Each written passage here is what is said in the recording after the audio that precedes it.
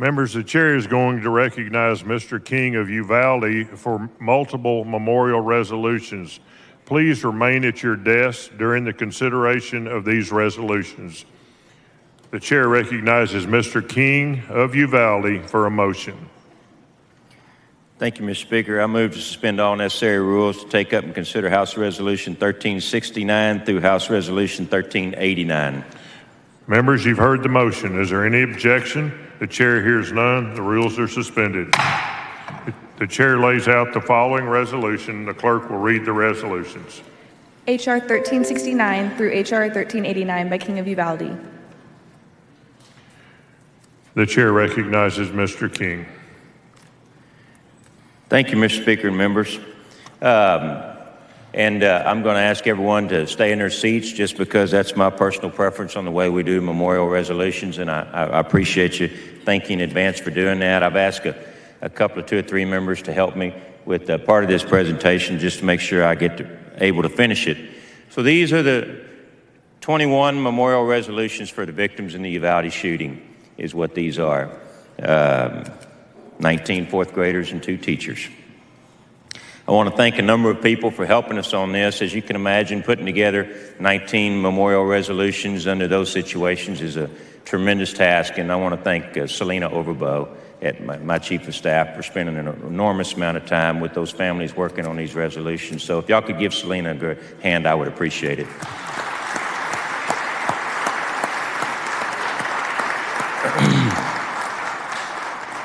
And I want to thank so many of my colleagues here on the floor came to Uvalde, went to the funerals. I went to every funeral that was there in Uvalde, and a number of y'all were there at the same time. Speaker Phelan came, Representative Darby came, and some of the other folks that are helping me here today. So many of you have connections with Uvalde County, and I know it was special to y'all.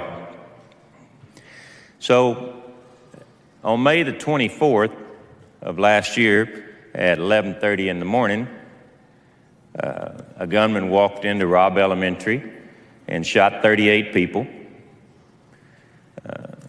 21 of them died, 19 children and 2 teachers, and that all occurred in less than 4 minutes.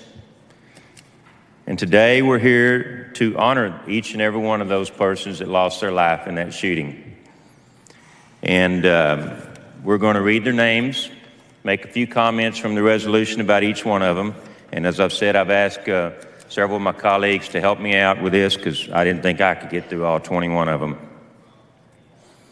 So we've arranged these in alphabetical order with the 2 teachers going last.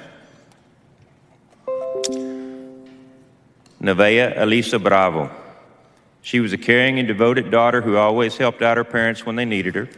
She was blessed with a wide circle of loved ones, and with her joyful spirit, she brought smiles to the faces of everyone she encountered. Jacqueline Jalen Caceres. Free-spirited and sweet-natured, she was warm and affectionate toward those she loved. She also adored animals, and she hoped to one day turn her passion into a career as a veterinarian. McKenna Lee Elrod. McKenna radiated love and kindness toward everyone. She was a natural leader, and she never hesitated to help out when asked. She had a habit of writing notes and leaving them in hidden places for her family members to find. Jose Manuel Flores Jr. Renowned for his helpfulness around the house, Jose assisted in various tasks, including caring for his infant brother. In keeping with his desire to be of service to others, he dreamed of growing up to become a police officer. Ileana Amaya Garcia. Ileana was affectionately known as Ellie, was blessed with a kind heart and a vibrant, cheerful spirit. She had dreams of becoming a cheerleader one day, and she had already begun planning for her quinceañera party. Usaya Sergio Garcia. Uzi was an outgoing, sweet, and deeply affectionate young boy who treasured his family and particularly enjoyed spending time with his siblings. He demonstrated his fun-loving but competitive nature when gaming on his Nintendo and always loved being silly and making everyone laugh with his jokes. Chair recognizes Mr. Moody. Amory Joe Garza. Amory Joe Garza was born in 1942 She was a kind and gentle girl with a lively attitude and treasured the time she spent with her loved ones. She had a passion for drawing and painting, and her dream was to one day turn her creativity into a career as an art teacher. Xavier James Lopez. Active and energetic, Xavier was known for his impressive sense of style and his penchant for dancing to Colombian rhythms. He enjoyed performing for the camera, and he was blessed with a fun-loving, light-hearted personality. Jace Carmelo Luevanos. Energetic and full of life, Jace often brought other children from the neighborhood over to his home for rambunctious playdates in the backyard. Cherished by his parents and siblings, he was also a devoted grandson who would wake up to brew his grandparents a pot of coffee each morning. Tess Marie Mata. An athletic young girl, Tess played softball and soccer and competed in gymnastics. Though feisty and outspoken, she was also blessed with a caring heart, and she dreamed of one day becoming a veterinarian or opening her own shelter for stray animals. Miranda Gale Mathis. Shy and sweet, Miranda enjoyed spending time outdoors, where her pursuits included collecting rocks, shells, and feathers. She had a kind heart, an engaging smile, and a vivid imagination, and she often expressed her love for unicorns and mermaids. The chair recognizes Ms. Morales. Alethea Haven Ramirez. Alethea was admired for her intelligence and reliability, as well as her kind and loving nature. Known for her passion and talent for art, she could often be found with a crayon in hand working on her latest drawing, and she had dreams of one day attending art school in Paris on her way to becoming a professional artist. Annabelle Guadalupe Rodriguez. Annabelle possessed a kind and caring nature, and she delighted in making videos with her sisters and showing off her dance moves. She also loved schools, animals, and the color baby blue, and she had hopes of one day becoming a veterinarian. Maite Juliana Rodriguez. Sweet-natured, kind, and gracious, Maite was an honor roll student who enjoyed learning about animals, especially aquatic life. She was also dedicated to achieving her goals, and she had her sights set on enrolling at Texas A&M University Corpus Christi on her way to becoming a marine biologist. Alexandria Anaya Rubio, affectionately known as Lexi. She was an athletic and energetic fourth grader.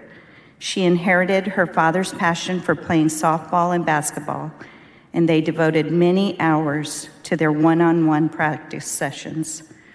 She also drew inspiration from her mother, who was pursuing a degree from St. Mary's University, where she hoped to one day enroll and study mathematics and then attend law school. Layla Marie Salazar. Layla was a high-spirited young girl who took advantage of any opportunity to sing and dance. Though energetic and sometimes rambunctious, she was also respectful of her elders, and she was the first to greet relatives, friends, and guests who visited the family's home.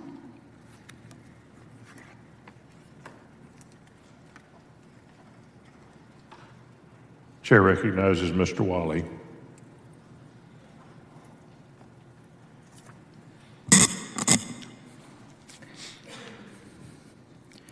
Jayla Nicole Silguero. Active and energetic, Jayla was fond of dancing, riding her skateboard and her bicycle, spending time outdoors, and playing with her cousins. She had a cheerful disposition and a caring heart for others, especially younger children.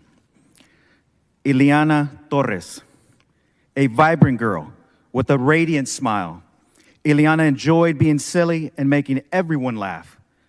She had developed a compassionate and nurturing nature that set her apart at such a young age. She was also a promising softball player who was vying for a spot in her city's all-star team. Rogelio Fernandez Torres, an outgoing and kind-hearted young boy. Rogelio was always smiling and eager to help others. He enjoyed being outdoors and pursued a number of hobbies. Among his favorites was playing football and playing video games. Finally, members, our two teachers. Eva Mireles. Miss Mireles held a special education certificate, and throughout her nearly 17-year career, she was passionate about providing a quality education to students of all abilities. She went above and beyond to ensure that the happiness and well-being of her students. Irma Linda Garcia, after receiving her bachelor's degree in interdisciplinary studies from Sul Ross State University in 1997, she embarked on a 23-year career as an elementary school teacher with the Uvalde Consolidated Independent School District. She found great fulfillment in engaging with her students and helping to set them apart and towards higher education. The chair recognizes Mr. King of Uvalde. Thank you, members, and I want to thank my colleagues that helped me read those excerpts from the resolutions that we had prepared. And again, I want to thank everybody that helped me put those together. Selena Overbow, my wife, Cheryl King, and others that contributed to that, and each and every one of the members that came and had us and sent me messages during this type of this tragedy. Obviously, a tragedy like this affects your community for many, many years to come, but not only that, it affects the whole state of Texas. And so with that, Mr. Speaker, I would like to move adoption of House Resolutions 1369 through House Resolution 1389. The question occurs on the adoption of the resolutions. All in favor, please rise. The resolutions are unanimously adopted. Please join Representative King in a moment of silence.